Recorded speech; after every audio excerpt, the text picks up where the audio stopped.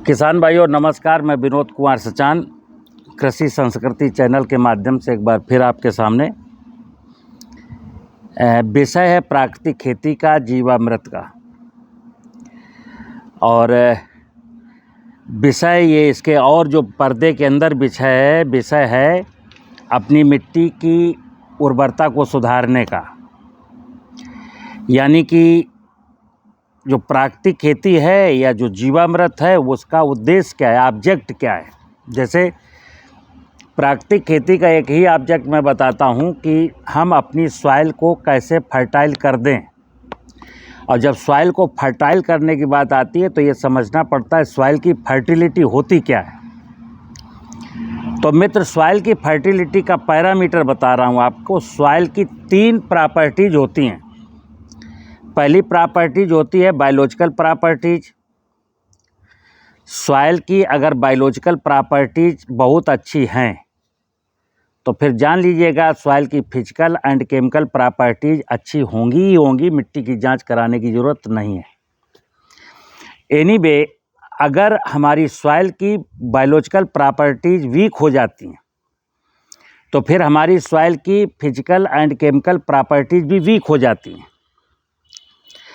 तो सॉइल की फर्टिलिटी को जब इन्हेंस करना है, सुधारना है, प्राकृतिक खेती में एक ही सूत्र है कि हम अपनी मिट्टी जो 5 एकड़ ज़मीन है, 10 एकड़ ज़मीन है, 2 एकड़ ज़मीन है, उस ज़मीन की फर्टिलिटी को कैसे बढ़ाएं।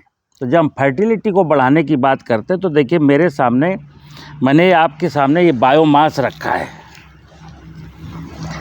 ये बायोमास, इसको हम कहते हैं कार्बनिक पदार्थ। और है क्या, ये इसी खेत का जो घास है ना, घास उगी हुई है वो हैं।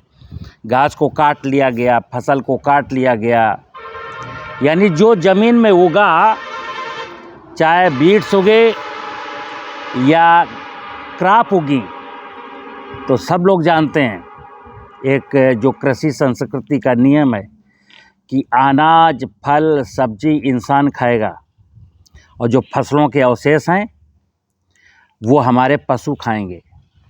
अब इस घास को अगर पशु खा लेते तो ये गोबर के रूप में, घास नहीं होती मेरे सामने, गोबर होता। दोनों चीज़ें हैं। जब कार्बनिक पदार्थ की बात आती है तो कार्बनिक पदार्थ का मतलब गोबर या फसल अवशेष या ग्रासेस। तो आपके सामने ये फसल अवशेष है। धरती का जो मुख्य भोजन है वो यही है। धरती का भोजन ये है, कार्बनिक पदार्थ। अब होता क्या है कि ये धरती में हम डालेंगे तो धरती में ये सड़ेगा नहीं। जो मैंने बोला ना, ये तो भोजन मैंने दे दिया धरती को, लेकिन धरती के अंदर जो बेनिफिशियल माइक्रोब्स हैं वो नहीं थे। तो धरती इसको पचाएगी कैसे।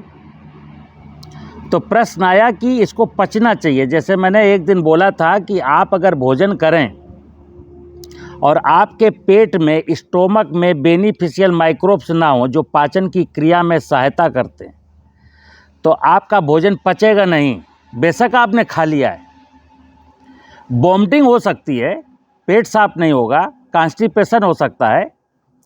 इसी प्रकार अगर मैंने किसी खेत में किसान को बताया गया कि भाई इसमें बायोमास डालना चाहिए और उसने बायोमास डाल दिया, तो वो कहता है कि साहब मैंने जो बायोमास डाला था वो डिकम्पोज नहीं हो रहा है और मैंने फसल बोई थी, हमको कोई लाभ नहीं हुआ, हमको फिर भी यूरिया DAP देना पड़ा। तो देना पड़ेगा क्यों? क्योंकि ये भोजन तो है, लेकिन जब तक ये पचेगा नहीं तब तक मिट्टी के किसी काम में आएगा नहीं। तो अब विषय आया कि ये जो बायोलॉजिकल प्रॉपर्टीज़ थी ये ज़मीन की ख़राब कैसे हुई, ख़राब हुई या ख़राब की गई। तो मैं फिर बता दूं, जाने अनजाने किसान के खेत की बायोलॉजिकल प्रॉपर्टीज़ ख़राब की गई हैं। ख़राब हुई नहीं है, ख़राब की गई हैं। उसको एग्रीकल्चर की नाना प्रकार की टेक्नोलॉजी बता करके, जैसे मैकेनाइजेशन एक टेक्नोलॉजी है, तो केंचुआ मरेगा। खेत में जब दीमक लगेगी और दीमक को हार्मफुल बता करके जब क्लोरोपाइरीफास डलाया जाएगा तो ये लाभदायक जीवाणु मरेंगे। तो यानी कि हम केमिकल डाल करके और मैकेनाइजेशन के माध्यम से सॉइल की बायोलॉजिकल प्रॉपर्टीज़ को ख़राब करते हैं। अब जब सॉइल की बायोलॉजिकल प्रॉपर्टीज़ ख़राब हो गई, फिर आपने घास कूड़ा दिया तो खेत इसको पचा नहीं पा रहा है। इसलिए आज की तारीख में प्राकृतिक खेती में एक विषय आया, जीवामृत। तो जीवामृत, ये जीवामृत है, देखिए ये जीवामृत है, ये ड्रम में जीवामृत रखा हुआ है हमारे पूरा।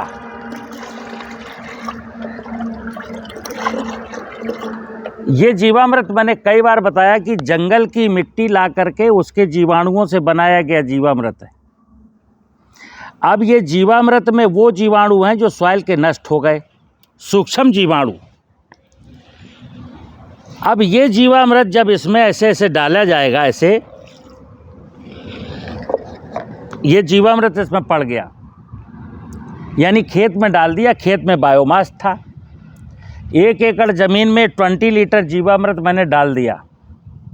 1 एकड़ ज़मीन में 200 लीटर पानी मिला करके 200 लीटर जीवामृत एक खेत में मैंने डाल दिया और जुताई कर दी। तो क्या हुआ, वो जीवाणु गए, तो वो उन जीवाणुओं का ये भोजन है। अब देखना आप, अगर खेत में बायोमास है और जीवामृत डाल दिया, खेत में मॉइस्चर नहीं है, तो आपको तो पता है कि जीवाणु जो है ना, जीवाणु के कोई मुंह तो होता नहीं है कि इसको खाने लगेगा, तो जीवाणु इसको नहीं खाएगा। तो होता क्या, जब ये पदार्थ बहुत भीगा होगा, इसमें 20% से अधिक नमी होगी, तब ये डिकम्पोज होगा और इससे कुछ रस रसायन बनेंगे, जीवाणु कुछ फंक्शन करेंगे, उनसे कुछ अम्ल निकलेंगे और एक क्रिया होगी फर्मेंटेशन की।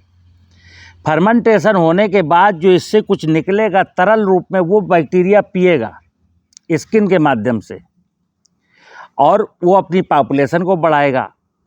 फिर एक शब्द आपने सुना है, जीवांश। जैसे आप मिट्टी की जांच कराते हो तो लिखा रहता है जीवांश कार्बन, तो ये तो है कार्बन, ये कार्बन है मेरे सामने। और जीवांश क्या है, जो एक मग्घा मैंने ये डाला है ना, जो एक मग्घा मैंने ये डाला इसमें, ये लिक्विड, ये इसमें जीवाणु हैं। अब इसमें जितने भी जीवाणु हैं ये मल्टीप्लाई करेंगे और मल्टीप्लाई करते रहेंगे और पीछे से ये इनकी सेल डेड होती रहेंगी, यानी ब्लास्ट होती रहेंगी। और तो जब बैक्टीरिया की एक सेल डेड हो जाती है तो उसके अंदर से जो जीव द्रव्य निकलता है उसको जीवांश बोलते हैं। तो फसलों का जो भोजन है वो जीवांश है। जैसे ये बायोमास जो है ये फसल नहीं खाएगी, ये घास फसल नहीं खाएगी, फसल खाएगी जीवांश। और जीवांश कब आएगा, जैसे ज़्यादा से ज़्यादा माइक्रोब्स होंगे, खेत में ज़्यादा से ज़्यादा जीवन होगा। जैसे आपने पहले सुना है कि 1 ग्राम मिट्टी में 2 से 2.5 करोड़ जीवाणु होते हैं। होते हैं नहीं, होते थे। अगर होते हैं तो जीवामृत डालने की क्या ज़रूरत है। तो किसी ज़माने में हमारे जो खेत थे उनमें 1 ग्राम मिट्टी में 2 से 2.5 करोड़ जीवाणु होते थे, आज नहीं है। तभी मैं ये जीवामृत के माध्यम से जीवाणु इनोकुलेट करता हूँ।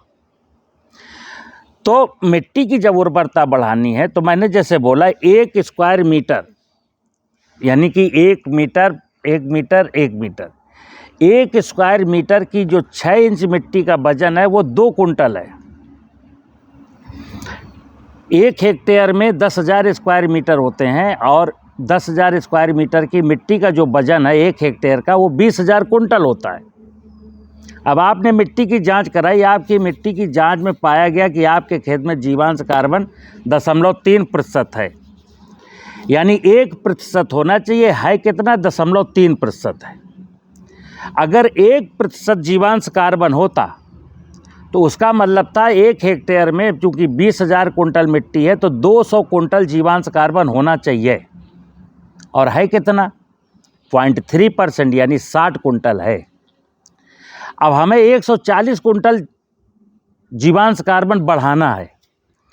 तो ये जो मैंने बताया, ये घास, ये जो बायोमास है, ये कार्बनिक पदार्थ है, कार्बन नहीं है। इसमें 58% कार्बन निकलेगा। कब, जब ये डिकम्पोजिशन के प्रोसेस में आएगा। जब ये शुष्क पदार्थ ये डिकम्पोजिशन के प्रोसेस में आएगा तो 100 किलो बायोमास से 58 किलो कार्बन बनेगा।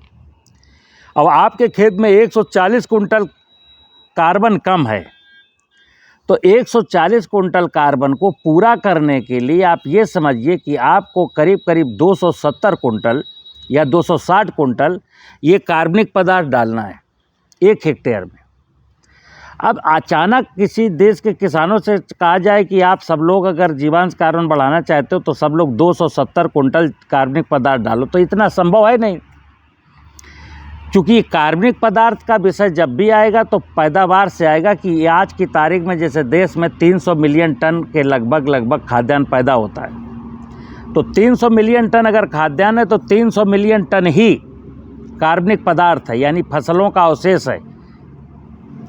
और 14.5 करोड़ हेक्टेयर ज़मीन है, तो जान लगिए कि 1 साल में तो पूरा होने वाला है नहीं। तो 270 कुंटल जो हमको टोटल कार्बनिक पदार्थ डालना है खेत में, उसके लिए हमको लगेंगे 3 साल, 4 साल, 5 साल। यानी जो 0.3% ऑर्गेनिक कार्बन है उसको बढ़ाने में हम 0.1 7 साल लगेंगे, या बहुत डालोगे तो 4 साल लगें। तो ये 1 साल का काम नहीं है, लेकिन ये काम हमको करना पड़ेगा, क्योंकि उद्देश्य ये है कि हमको जो फसलों के उत्पादन में जो केमिकल फर्टिलाइज़र यूज होते हैं वो बंद हो जाएं, हमको फसलों में जो बीमारी लगती हैं वो भी ना लगें, हमको फसलों में जो इंसेक्ट लगते हैं वो भी ना लगें, हमको फसलों में जो बहुत सारा पानी देना पड़ता है वो पानी भी कम से कम देना पड़े।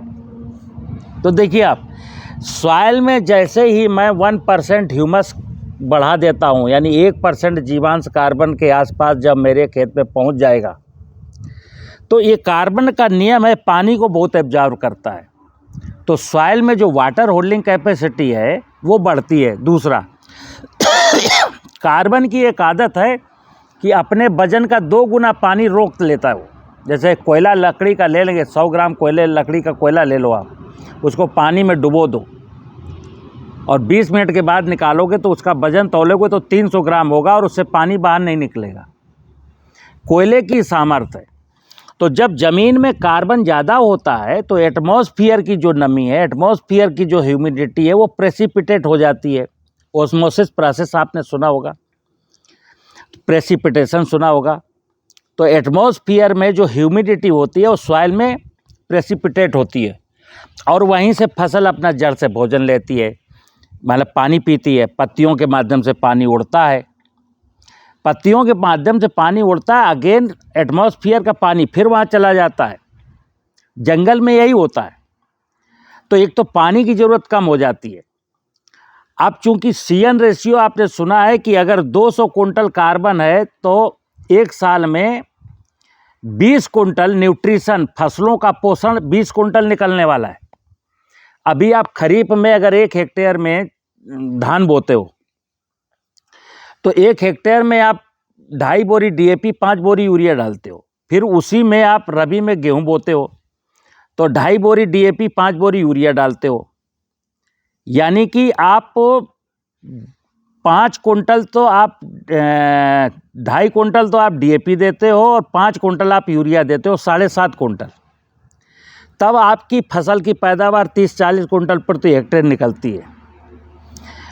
तो अभी हमने न्यूट्रिशन के नाम पर केवल नाइट्रोजन और फास्फोरस दिया, और कितना दिया? 7.5 कुंटल दिया।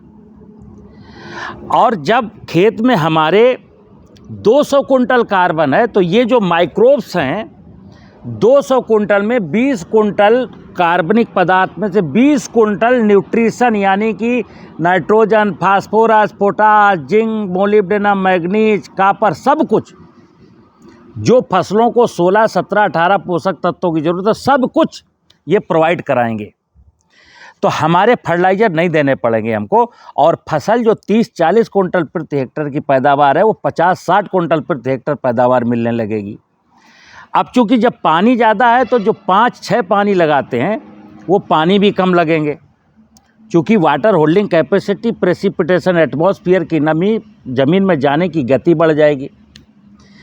ये बेनिफिशियल जो माइक्रोब्स होते हैं, ये सॉइल में जो निगेटिव पैथोजन होते हैं ना, जो क्रॉप में डिजीज फैलाते हैं, बीमारी, बेनिफिशियल माइक्रोब्स जो निगेटिव पैथोजन है उनको वहीं किल कर देते हैं, वहीं समाप्त कर देते हैं। तो ह्यूमस बढ़ा करके अगर कायदे से विषय समझ में आ जाए, ज़मीन में अपने ह्यूमस की या जीवांश कार्बन की मात्रा बढ़ा करके 1% करने में कोई किसान देश का सफल हो जाए, तो फिर उसके सामने जो समस्याएं आती नाना प्रकार की, साहब मेरी क्रॉप बढ़ नहीं रही, साहब मेरी क्रॉप पीली हो गई है, साहब वो मेरी क्रॉप में बीमारी लग गई है, साहब वो फूल झड़ जाता है, साहब वो फल झड़ जाता है, साहब फल छोटा रह गया, साहब वो मोज़ेक लग गया। तो सैकड़ों प्रकार की क्रॉप है, हर क्रॉप में 2-3-4 प्रकार की ऐसी प्रॉब्लम्स हैं, 400-500 प्रकार की प्रॉब्लम किसान के सामने। सारी की सारी प्रॉब्लम सॉर्ट आउट हो जाए एक झटके में, ऐसे चुटकी बजाते हैं, इससे ख़त्म, अब कोई प्रॉब्लम नहीं है। तो क्या करना है, हमको अपनी सॉइल में ह्यूमस की मात्रा बढ़ानी। अब देखिए, अब ये तो मैंने बताया बायोमास डालना है, जीवामृत डालना है, लेकिन ये निरंतर सस्टेन बना रहे। अभी मैंने फिर बोला, जैसे कोई किसान खरीफ में खेती करता है, रबी में खेती करता है, जायद में नहीं करता। और मई और जून, अप्रैल मई जून 3 महीने हैं, बहुत गर्मी के होते हैं, जिस समय टेम्परेचर मिनिमम से मिनिमम 45 और कई इलाकों में तो मैक्सिमम वाला 50 पहुंच जाता है। तो माइक्रोब्स के बारे में, सूक्ष्म जीवाणुओं के बारे में दुनिया जानती है, हाई स्कूल तक तो सब साइंस में पढ़े हैं कि माइक्रो ऑर्गेनिज्म जो है 40 डिग्री सेंटीग्रेड के बाद जैसे टेम्परेचर बढ़ता है तो ये किल होने लगते, यानी मरने लगते।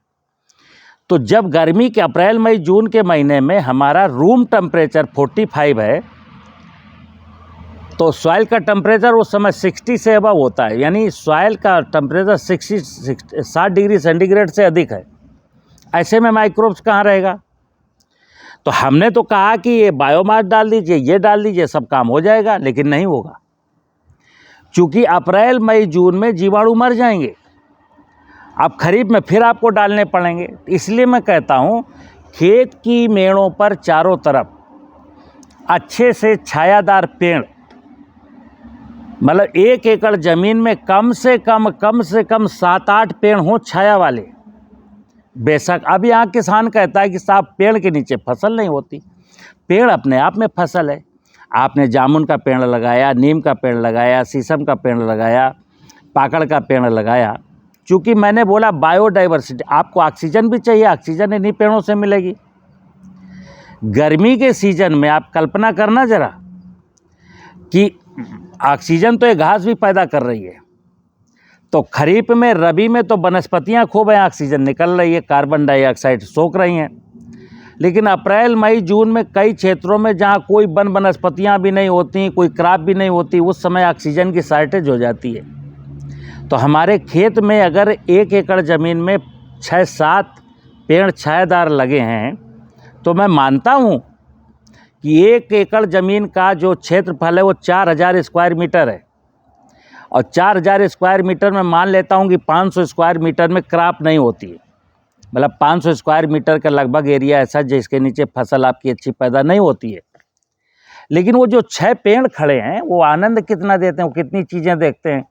जैसे मैंने बोला, अगर शीशम का और जामुन का, नीम का, पाकड़ का पेड़ है, तो आप समझ लेना आपके खेत में चिड़ियाँ आ चुकी होंगी। और जिस खेत में 150 चिड़ियाँ हो जाएंगी, वहाँ आप सरसों बोएंगे, मटर बोएंगे, चना बोएंगे, तो माहू लगती है, इल्ली लगती है, वो नहीं लगेगी। ये कहते हैं प्राकृतिक खेती। प्रकृति का वैभव जैसे ही संपन्न होता है तो मेरी समस्याएं भगवान अपने आप सुलटा देता है। भगवान का मतलब है पंचमहाभूत। और जब मैं पंचमहाभूत को कंसीडर नहीं करता, ज़मीन को मैं कंसीडर नहीं कर रहा हूँ, जंगल को मैं कंसीडर नहीं कर रहा हूँ, जल को मैं कंसीडर नहीं कर रहा हूँ, यानी मेरी तो दुश्मनी है जल से, जंगल से, ज़मीन से मेरी दुश्मनी है। और जल, जंगल, ज़मीन, जानवर, मैंने बोला ना, ये घास को पचने में टाइम लगेगा। जैसे मैंने जीवामृत डाला, अगर ये गोबर होता तो जल्दी से जल्दी डिकम्पोज होता, घास को थोड़ा टाइम लगेगा। आधा प्रोसेस तो ये इसको पशु के पेट में ये आधी क्रिया हो जाती थी, थोड़ी सी बचती वो यहाँ हो जाती खेत में। तो चूँकि हमको जानवर से भी नफ़रत है, जंगल से भी नफ़रत है, जल से भी नफ़रत है, ज़मीन से भी नफ़रत है। और मैं क्या चाहता हूँ, खेती में आमदनी दोगुनी हो जाए। जो आपको बहला फुसला रहा होगा ना कि मैं कर दूंगा, वो झूठ बोलता है, कभी नहीं होगी दोगुनी, अभी तो और घटेगी मित्र। आज किसान, जैसे मेरी बात जिसको नहीं समझ में आती, मैं दावे के साथ कहता हूँ, दुनिया में कोई टेक्निक नहीं है, दुनिया में कोई टेक्निक नहीं है जो किसान को समृद्धशाली बना सके। दुनिया में एक ही टेक्निक है, एक ही शक्ति है, एक ही सत्ता है जो किसान को समृद्धशाली बना सकती है। वो सत्ता है नेचर की सत्ता। और जब मैं नेचर की बात करता हूँ तो देखिए, आकाश अपनी जगह, उसमें घटना बढ़ना कुछ है नहीं, सूरज अपनी जगह है। तो सूरज को मैं कुछ कर नहीं सकता हूँ, आकाश का मैं कुछ कर नहीं सकता, वो निरंतर है। लेकिन हाँ, ज़मीन की फर्टिलिटी को वीक कर सकता हूँ, जल का दोहन करके जल को बर्बाद कर सकता हूँ, जल की क्वालिटी और क्वांटिटी दोनों को मैं बर्बाद कर सकता हूँ, जंगल की क्वालिटी और क्वांटिटी दोनों को मैं बर्बाद कर सकता हूँ, जानवर की क्वालिटी एंड क्वांटिटी दोनों को मैं बर्बाद कर सकता हूँ। तो चार ही स्तंभ हैं, जल, जंगल, ज़मीन और जानवर, और चारों से मेरी दुश्मनी है मित्र। कैसे चलेगा काम? आने वाली पीढ़ियों के लिए, अपने बच्चों की खुशियों के लिए हमको आज ये सोचना पड़ेगा। और अगर आज मैंने ये बात नहीं सोची तो कल, मैं बता दूं, कल हम सोचने लायक ही नहीं रहेंगे।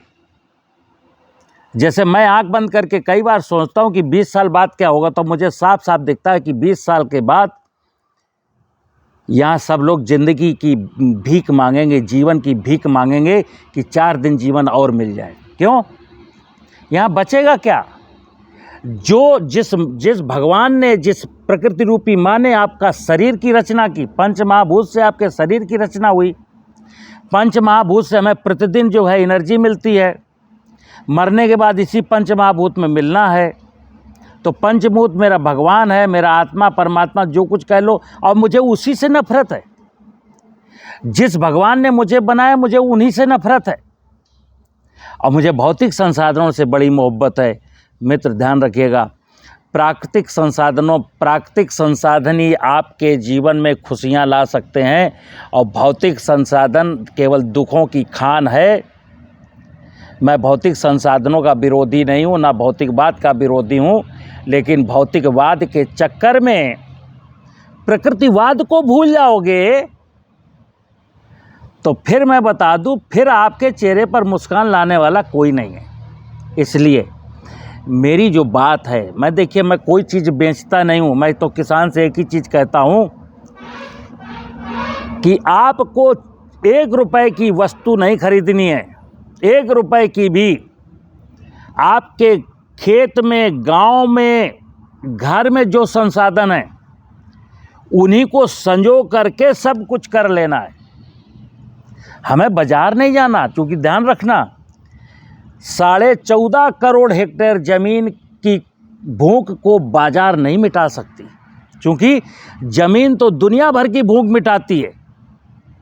जैसे मैं एक ही चीज़ कहता हूँ कि भगवान मुझको पालता है, भगवान मेरे लिए खाना परोसता है।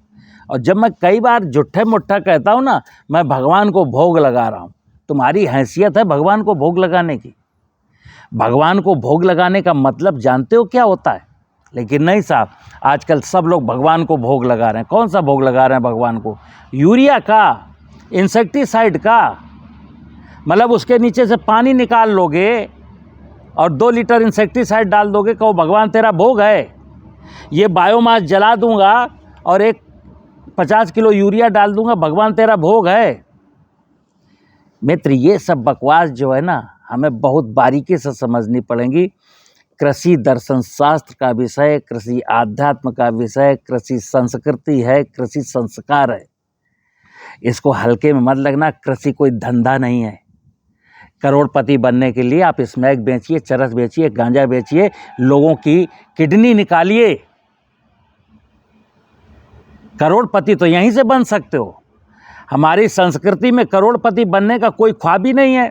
लेकिन हाँ, जो व्यक्ति इस प्रकृति रूपी व्यवस्था को मानेगा, कंसीडर करेगा, उसकी पूजा करेगा। जैसे मैंने बोला, प्रकृति का एक हिस्सा जो धरती है, प्रकृति का एक भाग जो पानी है, प्रकृति का एक भाग जंगल है। खेत की मेड़ पर पेड़ लगाएंगे, पानी का दोहन बंद कर देंगे, खेत में बायोमास डालेंगे, जंगल के जीवाणु डालेंगे, तो प्रकृति जिस दिन मजबूत हो जाएगी ना, आपको करोड़पति के अरबपति भी बना देगी। लेकिन जिसकी प्रकृति खराब है, वो व्यक्ति सपना देख रहा है लखपति करोड़पति बनने का, तो बेवकूफ़ है। मैं फिर बता दूं, कृषि में समझदारी की ज़रूरत है, कृषि में टेक्निक की ज़रूरत नहीं है। कृषि प्रकृति का विषय है, कृषि विज्ञान का विषय नहीं है। कृषि अर्थशास्त्र का विषय नहीं है, दर्शन शास्त्र का विषय है। नमस्कार।